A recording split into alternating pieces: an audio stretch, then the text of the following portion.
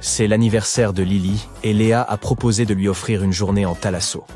Elles arrivent au merveilleux spa du Lotus Rose pour leur journée de soins et sont dirigées vers des chambres différentes.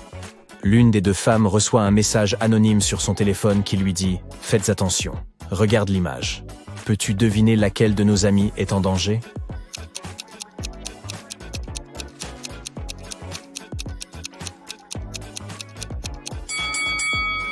C'est Lily. La boisson sur le plateau du serveur est très certainement empoisonnée. Elle devrait quitter cet endroit aussi vite que possible. Jonas se réveille dans une réalité parallèle. D'ordinaire, il est un étudiant brillant, mais dans cette réalité-ci, il est plutôt mauvais élève. Son professeur l'a collé en retenue pour voir si ses notes allaient s'améliorer. Pendant les heures de colle, il lui faut résoudre des énigmes. Et pour chaque énigme résolue, il reçoit des points qui l'aident à améliorer ses notes. Sa première tâche consiste à trouver la différence entre ces deux images. Mais il n'a que quelques secondes pour le faire. Peux-tu lui venir en aide ?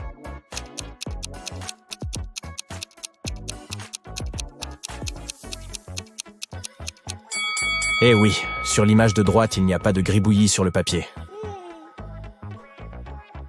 Pour son prochain défi de retenue, Jonas est censé repérer la différence entre ces deux lapins qui roulent en moto. Ne te pose pas trop de questions. Contente-toi juste de l'aider.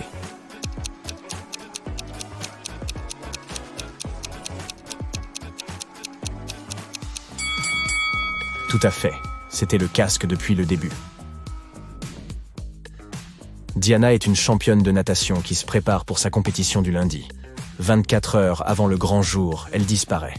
Personne ne parvient à la retrouver. Sa mère appelle donc la police et leur demande d'enquêter sur la disparition. Ils isolent 3 suspects. Toutes 3 sont des nageuses.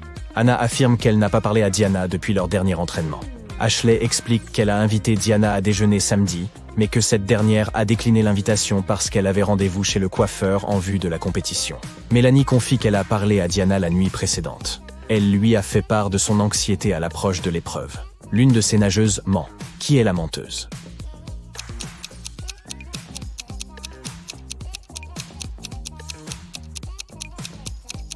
Il semble évident qu'il s'agit d'Ashley. Ça n'a absolument aucun sens pour une nageuse de se faire coiffer juste avant une rencontre de natation. Tout le monde aura les cheveux mouillés de toute façon. Daniel travaille comme marin à bord d'un grand paquebot de croisière. Un jour, le capitaine lui demande d'aller chercher des provisions sur le pont inférieur du navire. Mais alors que notre homme emprunte la passerelle, celle-ci se brise et il tombe lourdement sur le sol. Il a beau essayer, il ne parvient pas à remonter. Et pour couronner le tout, la situation est bien plus grave qu'il ne le pensait. La coque du bateau est percée et l'eau commence à s'infiltrer dans les ponts inférieurs. Regarde bien tout autour. Daniel peut-il faire quoi que ce soit pour sauver sa peau ?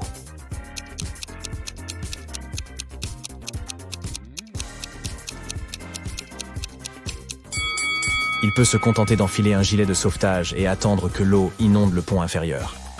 Il flottera simplement vers le haut et pourra ensuite remonter les escaliers. Je veux dire, si le bateau ne subit pas le même sort que le Titanic, n'est-ce pas ? Amélie explore le placard de sa grand-mère lorsqu'elle tombe sur quelque chose de proprement incroyable. Une machine à remonter le temps. Elle règle la date sur le XVIe siècle et appuie sur « Marche ».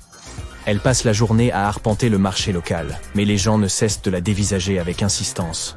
Un vieil homme s'approche d'elle et lui dit qu'il sait qu'elle est une voyageuse temporelle. Il l'enferme dans sa cave et lui dit qu'il va chercher où elle a caché sa machine à voyager dans le temps. Amélie est dépitée de s'être fait attraper et elle craint de ne jamais pouvoir retourner à sa vraie vie. C'est alors qu'elle remarque qu'un vieux piano se trouve au sous-sol. As-tu une idée de la façon dont Amélie peut utiliser ce piano pour s'échapper ?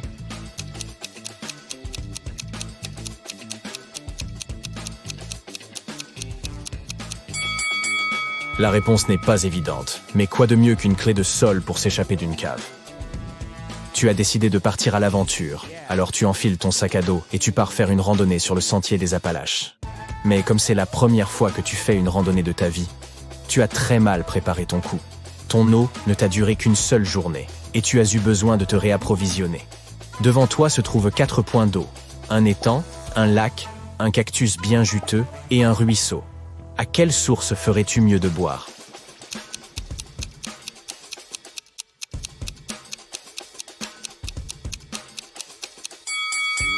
La plupart des cactus sont toxiques. Mieux vaut donc passer ton chemin. Les eaux des étangs et des lacs sont des eaux stagnantes, ce qui signifie qu'elles peuvent être remplies d'organismes nocifs pour ta santé. Il ne te reste donc plus que l'eau du ruisseau. Et voilà, le tour est joué. Wouah! À force de travailler tard le soir dans un laboratoire top secret, Michael a finalement réussi à créer l'ADN d'une créature hybride monstrueuse. Après tout ce dur labeur, il a décidé de s'offrir un petit café rapide et un beignet comme récompense. Mais à son retour, il a constaté que le spécimen avait disparu de l'incubateur. Michael a rassemblé Ryan, Jeff et Laura et les a confrontés. Qui a pris une importante pièce de recherche top secrète sur laquelle je travaillais? Ryan a dit qu'il avait été occupé à faire des recherches supplémentaires sur un projet séparé et qu'il n'avait aucune idée de ce qui se passait. Jeff a dit qu'il n'avait pas touché à la créature hybride et qu'il avait été dans les archives pour fouiller dans les dossiers dont il avait besoin. Et Laura a dit qu'elle était aux toilettes tout le temps. Alors, qui a volé le spécimen ?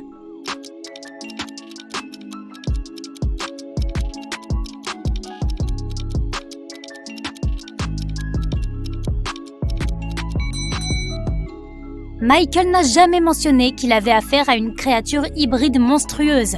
Jeff s'est fait prendre bêtement, il réfléchira un peu mieux la prochaine fois.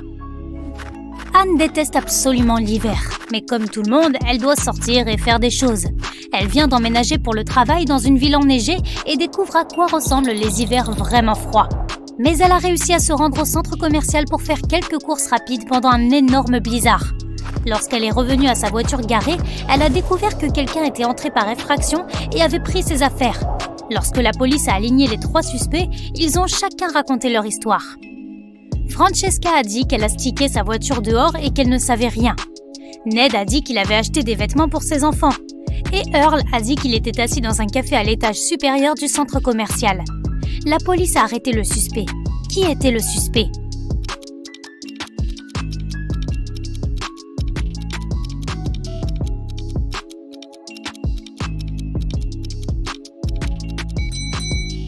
Francesca. Elle a stické sa voiture dehors en pleine tempête. C'est non seulement illogique, mais aussi dangereux. Elle s'est immédiatement trahie. Tu te réveilles et tu te retrouves piégé dans une pièce avec 4 portes devant toi. Tu n'as même pas le temps de choisir quelle porte mène à la liberté quand tu entends un monstre arriver. Du coup, tu vérifies rapidement les portes. La porte la plus à gauche porte un panneau disant « Derrière cette porte se trouve une piscine remplie de piranhas ». La deuxième porte indique « Il y a là un psychopathe qui veut te tuer ». La troisième porte porte un panneau indiquant « Il y a une pièce en feu ». Et la dernière porte indique « Il y a des fils haute tension au-dessus d'un sol humide ». Quelle porte choisir ?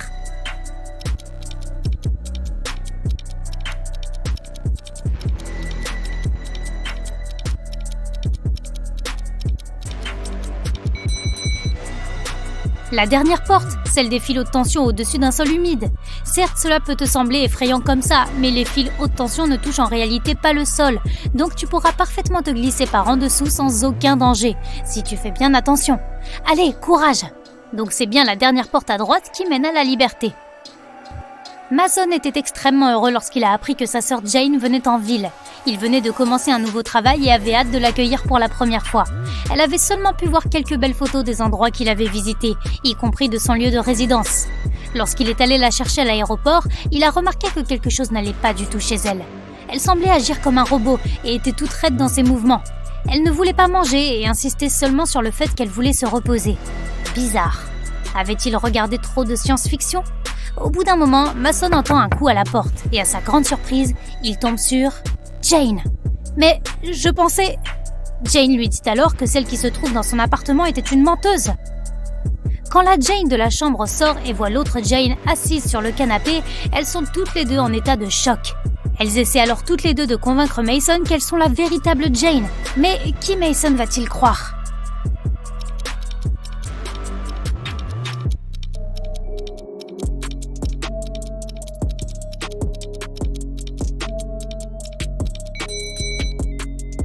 Il est assez normal de revenir d'un voyage assez fatigué et de vouloir se reposer. Mais comment la deuxième Jane aurait-elle pu savoir où vivait Mason sans avoir l'information ?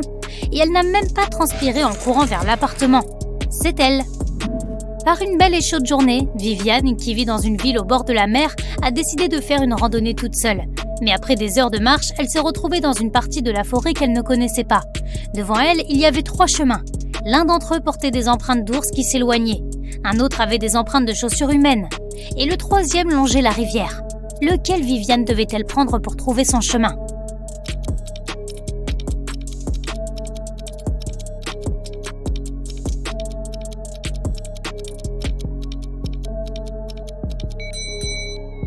Le chemin de la rivière. Comme elle vit dans une ville côtière, l'embouchure du fleuve finit très probablement dans la mer. De cette façon, elle pourra découvrir facilement où elle se trouve. Mais dès que Mia est entrée dans le salon, elle a eu très peur. Elle a demandé à Henri d'appeler la police. Pourquoi ?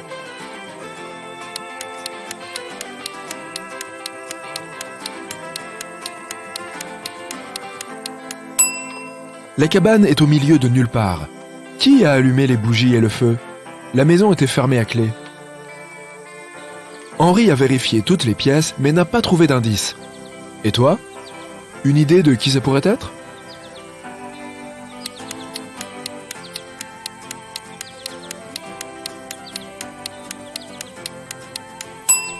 Cette fenêtre de toit est ouverte. Quelqu'un a rampé à l'intérieur de la maison avant l'arrivée du couple. Et maintenant, ce quelqu'un se cache sous le lit, tu vois ? Ils ont appelé la police.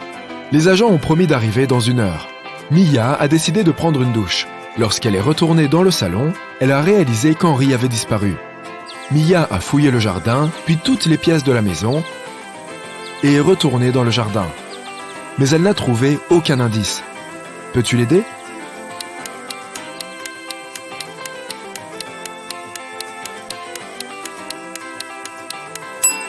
Le jacuzzi était ouvert quand Mia a commencé sa recherche, mais maintenant, il est fermé, plutôt louche.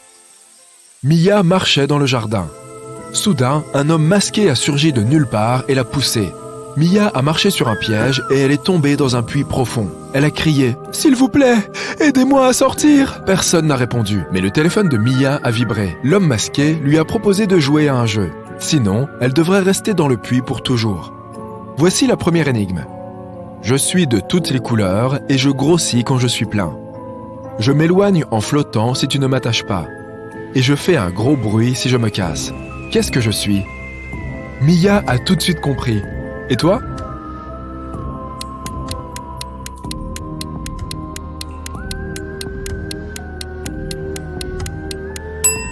La bonne réponse est un ballon.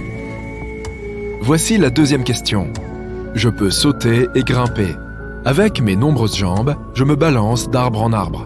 Je peux construire une maison beaucoup plus grande que moi. Qui suis-je ?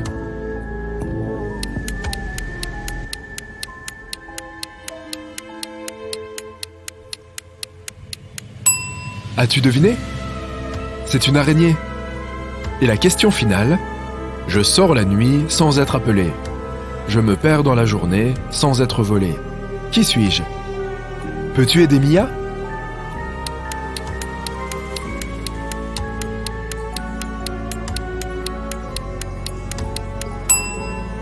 La bonne réponse est une étoile. Une trappe s'est ouverte au fond du puits. Mia est passée à travers et est arrivée dans un horrible sous-sol. Là, elle a trouvé 3 chemins vers la liberté. Mais chaque porte cachait un danger. Un dragon cracheur de feu dormait derrière la première porte. Le couloir derrière la 2e porte était rempli de fils à haute tension. Et un vampire attendait derrière la 3e porte. Soudain, un message est apparu sur l'écran du téléphone de la jeune fille. Dépêche-toi, bientôt les murs vont se refermer et te tabasser. Quel chemin Mia doit-elle choisir ?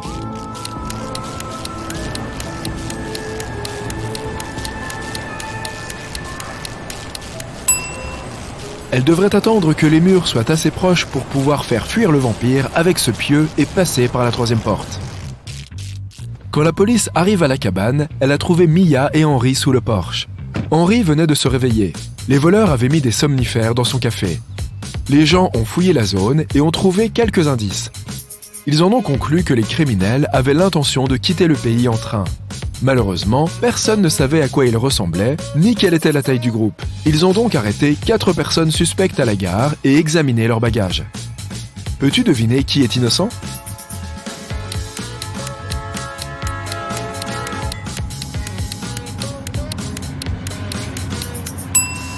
Pourquoi un homme chauve aurait-il besoin de shampoing? Et cette personne supposée aveugle a une lampe de poche.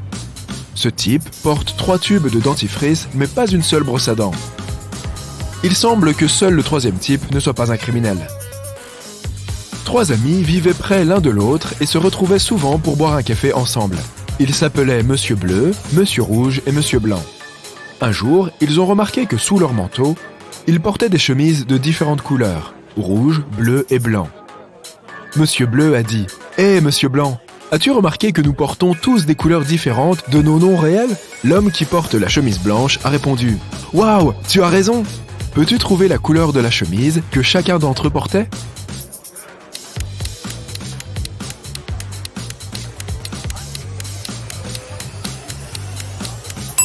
Monsieur Bleu peut seulement porter du blanc ou du rouge, mais nous avons déjà appris que quelqu'un d'autre porte la chemise blanche. Cela signifie que Monsieur Bleu doit porter une chemise rouge, et Monsieur Blanc ne peut porter qu'une chemise bleue ou rouge. Et la chemise rouge est déjà prise, donc Monsieur Blanc porte la chemise bleue, et Monsieur Rouge porte la chemise blanche. Mia et Henri ont décidé de passer la nuit dans un hôtel à proximité. Le gérant a dit qu'il n'avait que 3 chambres libres. Peux-tu aider les jeunes à choisir la meilleure option?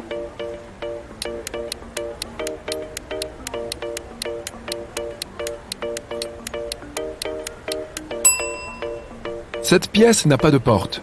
C'est bizarre. Et cette pièce a un miroir brisé au plafond. C'est trop risqué.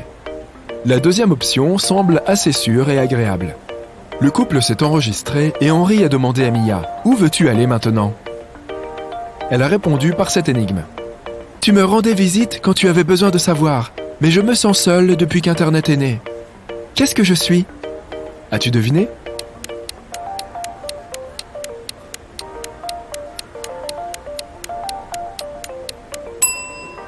La bonne réponse est une bibliothèque.